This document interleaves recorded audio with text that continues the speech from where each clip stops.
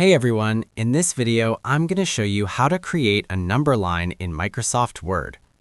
First, take a blank document from here.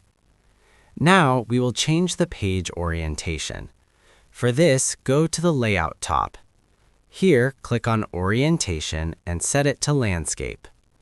Now, press Enter a few times to skip the first few lines. Next, go to Insert, then Table. In the drop-down, click on Insert Table. In the pop-up, set the number of columns to 11 and leave the number of rows at 2. After you are done, click on OK. Click on this icon to select the whole table and go to the Table Layout tab. Here, change the cell alignment to Center Middle.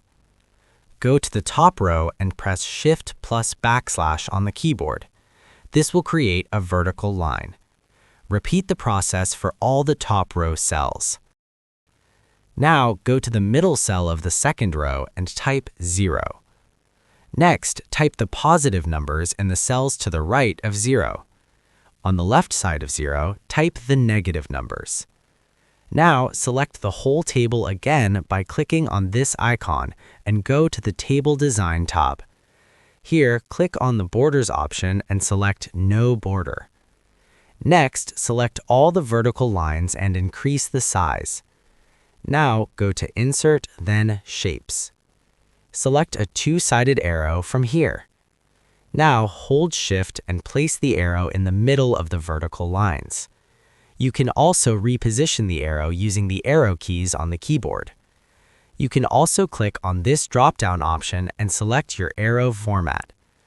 If you need to make your arrow a bit bolder, click on the Shape Outline option, then Weight. Now you can select the thickness of your arrow. And that's how you can create a number line in Microsoft Word. If this tutorial helped you out, make sure to like and subscribe for more helpful guides. And if you found real value in it, a super thanks would be greatly appreciated.